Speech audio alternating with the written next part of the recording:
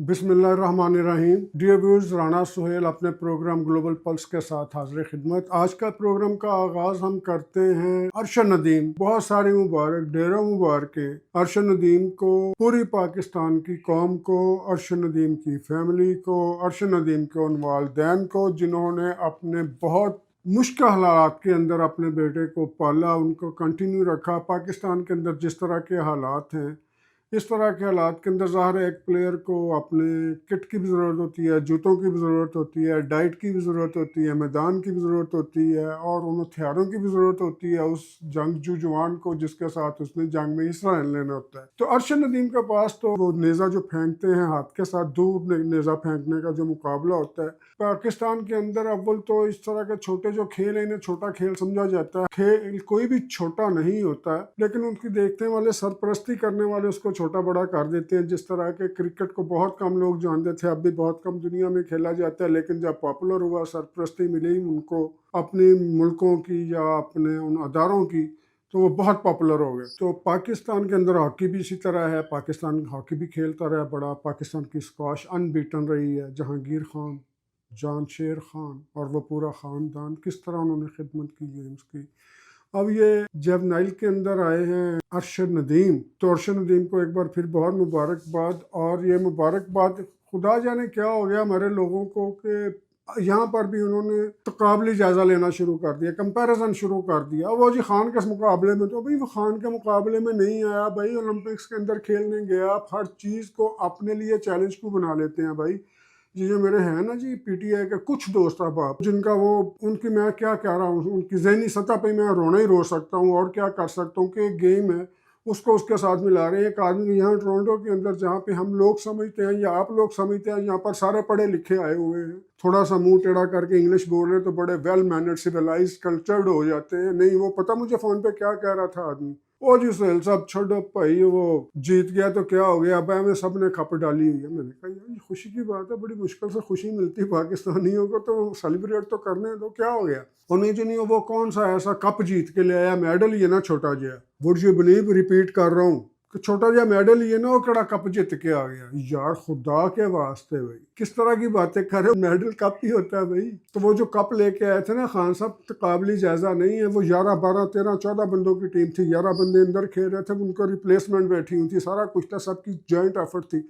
और ये तो अकेला नंगे पाँव खेलने वाला प्लेयर है भाई, अकेली जान, जिसने पूरी दुनिया के ममालिक का वहाँ पे किया मुकाबला, और 1-on-1 मुकाबले हो गए हैं। ये होता नहीं है ये कि 11 बंदों की एफर्ट हो तो टीम एफर्ट हो। वो भी हमारा कप है, वो अल्लाह करे इस तरह के 11 12 दर्जनों कप और हैं, हमारे कप हैं। वो आपके खान साहब के, उनके, किसी के नहीं है, वो पाकिस्तान के हैं, उसका पाकिस्तान को क्रेडिट चाहिए।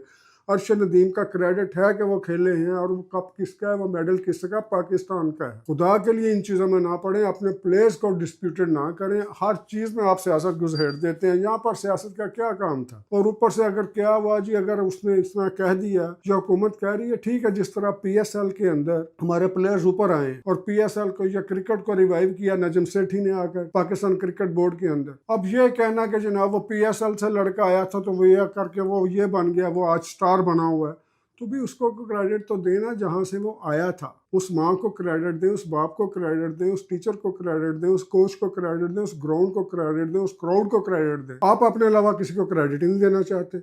उन्हें जी इमरान खान, भाई इमरान खान के मुकाबले में नहीं जीता भाई साहब, अगर जीत भी जाए इमरान खान के मुकाबले के अंदर तो क्या हो गया, गेम है ना। उसकी माँ, जिसके जो था उसका टाइटल होल्डर था, ओलंपिक गोल्ड मेडलिस्ट, उसकी माँ कह रही है ए भी मेरा पुत्र है, ये भी मेरा ही बेटा है जो जीता है। और ना ही अरशद नदीम की माँ को प्रोग्राम से पहले बताया था कि हमने ये पूछना तो आपने ये कहना है। उनसे पूछा कि जनाब वो, उन्होंने कहा जी वो भी मेरा ही बेटा है, वो पहले भी जीता था, मैं और थोड़ी सी मेहनत करेगा फिर जीत जाएगा। ये उनकी माएँ ये सब कुछ कह रही हैं और आप यहाँ पर उनके ऊपर से लड़ाइयाँ लड़ रहे हैं। आप ना करें, अपना रवैया चेंज करें। इस तरह के रवैये से मेरी ज़िंदगी पे फ़र्क नहीं पड़ना, इनकी ज़िंदगी पे फ़र्क नहीं पड़ना, उनकी ज़िंदगी पे फ़र्क नहीं पड़ना। हम अंडर इन्फ्लुएंस नहीं है, हम उस इश्क में गिरफ्तार नहीं हैं। आप गिरफ्तार हैं। आप अपने रवैया चेंज करें, आप बीमार हो जाएंगे। इस तरह हर चीज़ के अंदर मुकाबला, हर चीज़ के अंदर कंपैरिजन, हर चीज़ के अंदर कंपटीशन, हर चीज़ के अंदर जनाब आप कर रहे हैं, उसने ये किया तो हमने ये किया, हमने ये नहीं भाई। ज़िंदगी में बहुत से काम ऐसे हैं जिसके अंदर आपका किसी से कोई तकाबल नहीं हो सकता। एनीवेज, अरशद नदीम को, पाकिस्तान की कौम को, आप सबको, कोई इसको प्रेज़ करे ना करे, उन सबको मुबारकबाद है कि ये खुशी के लम्हात हैं, इन्हें सेलिब्रेट करें। लीजिए आज वो प्रोग्राम जिसके लिए मैं ये प्रोग्राम शुरू करना था, लेकिन ये इसकी क्योंकि अहमियत ज़्यादा थी अरशद नदीम की बात करने की, इसलिए मैंने अरशद नदीम को शुरू में रखा।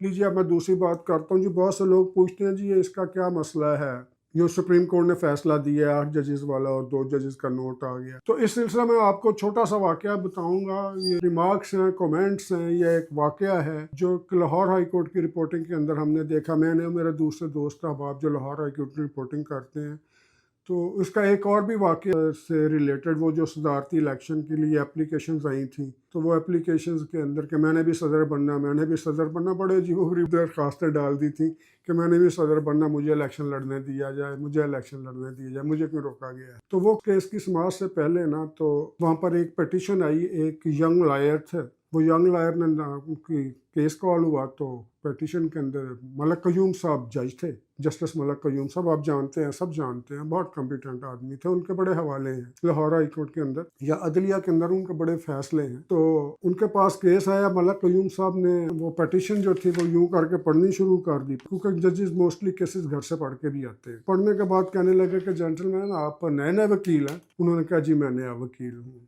तो लाहौर हाई कोर्ट का अभी मुझे लाइसेंस मिला है। तो आपने कहा जी कि बड़ी अच्छी बात है, लेकिन मैं आपको एक बात बताऊं, मलक कयूम का एक स्टाइल होता था कि मलक कयूम साहब यूं सर खुजाते थे, यूं करके, और यूं सर खुजाते हुए बात किया करते थे। तो उन्होंने कहा कि मैं आपको एक बात कहूँ कि बाकी आपकी मर्जी है कि आपकी पटिशन जो है ना इनकम्प्लीट है, तो आप इसको कम्प्लीट कर लें, तो फिर ले आएँ, तो मैं इसको, हम एंटरटेन कर लेंगे इसको।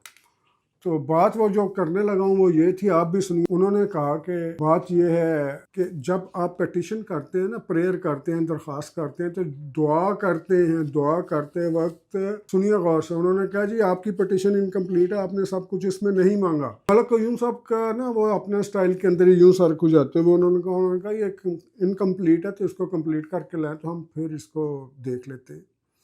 तो जब भी पटिशन है वो इसके अंदर आपने तो प्रेयर की नहीं है, रिक्वेस्टमेंट की, आपने सिर्फ बेल मांगी है कि मेरे मुलज़िम को बेल दी जाए। तो हम ये चेक करेंगे बेल बनती भी कि नहीं बनती, लेकिन आप पटिशन के अंदर सिर्फ आपने बेल ही लिख के दे दिया, ये इनकम्प्लीट समझता हूँ। बाकी आपकी मर्जी है, अगर आप चाहें तो इसको कंप्लीट कर लेंगे, तो हम ऐसे भी एंटरटेन कर लेंगे। और एक बात याद रखें, खुदा से जब भी मांगे, अदालत से जब भी मांगे, तो जो कुछ चाहते हैं सब कुछ मांगे, बहुत कुछ मांगे, कुछ चीज़ छोड़े ना। उसमें सिर्फ यही नहीं कि मुझे ये दे दें, ये दे दें, मुझे ज़मानत दे दें, वो दे दें।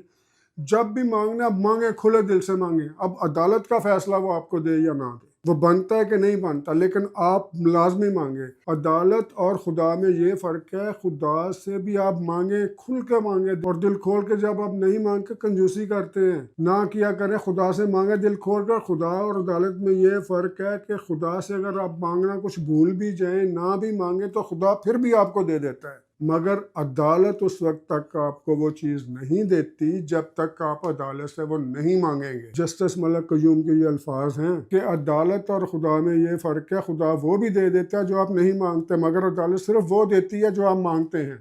जो आपने नहीं मांगा वो अदालत आपको नहीं देती, ना दे सकती है, क्योंकि आपने तो मांगा ही नहीं। तो वो पटिशन खैर ले गए। तो ये वाकया सुनाने का मेरा मकसद ये है कि जो वो केस था सुप्रीम कोर्ट के अंदर पीटीआई का, पीटीआई ने तो मांगा ही नहीं, पीटीआई तो प्रेयर ही नहीं आई, पीटीआई तो दरख्वास्त गुजार ही नहीं थी। दरख्वास्त गुजार सुन्नी इत्तेहाद कौंसिल, तो सुन्नी इत्तेहाद कौंसिल की प्रेयर थी, या उनके वकील थे शौजब कमल साहबा के, सलमान अकरम राजा जो थे उनके वकील थे। वो दूसरी तरफ से एक और पार्टी थी, वो सुन्नी इत्तेहाद कौंसिल जनाब यानी प्रेयर कर रही थी। इसमें तो दरख्वास्त गुजार ही नहीं पीटीआई, तो उसको क्यों दे दिया गया? तो मलक कयूम की वो बात याद आ गई, और ये फार्मूला मैंने कई दोस्तों को बताया। वो कह रहे अब सब लोग तो हाई कोर्ट में मौजूद नहीं, हम लोग तो थे ना, मेरे कोलीग्स तो थे ना जो लाहौर में बैठे हुए अब भी हैं, आपके भी वो कुछ कोलीग्स हैं, आपके भी जानने वाले, आप उनसे पता कर लें। और ये बात दुरुस्त है, और ये कानून के अंदर है कि अगर आपने प्रेयर ही नहीं की तो आपको देंगे कैसे? वो जिस तरह मुशर्रफ को दे दिया था, इनको दे दिया था, वो सारे इलीगल थे, सारे गैर कानूनी थे। और गैर कानूनी काम पर गैर कानूनी ऑर्डर के ऊपर अमल करना ज़रूरी नहीं है। उसी तरह जिस तरह जावेद मुग़ल केस के अंदर जिसने वो बच्चों को मारा था, 100 बच्चों का कत्ल किया था लाहौर में, और अदालत ने उन्हें फ़ैसला दिया था कि इसको जनाब ड्रम के अंदर उसी तरह फेंका जाए, एसिड के अंदर, वो तेज़ाब वाले ड्रम में, फिर इस बंदे को उसी तरह वहाँ पर सज़ाए मौत दी जाए, इसको 100 बार सज़ाए मौत दी जाए मीनार पाकिस्तान पर। आप ओपन हैगिंग नहीं कर सकते, ये गैर कानूनी है। आप एक आदमी को 100 बार सज़ाए मौत नहीं दे सकते, ये गैर कानूनी है। इस तरह के फ़ैसलों पर अमल दरामद नहीं होते। बज़ाहिर ये जज्बाती थे, अखबारों की सुर्खियाँ बनी, शायद सुर्खियाँ बनी, पॉपुलर हुए, जज साहब भी पॉपुलर हुए, वो भी बदनाम हुआ, वो भी खार हुआ, बहरहाल जो कुछ भी था, लेकिन फ़ैसला गैर कानूनी होता है। उस पर अमल करना, गैर आईनी पर अमल करने का कोई भी पाबंद नहीं है, मिजाज नहीं है।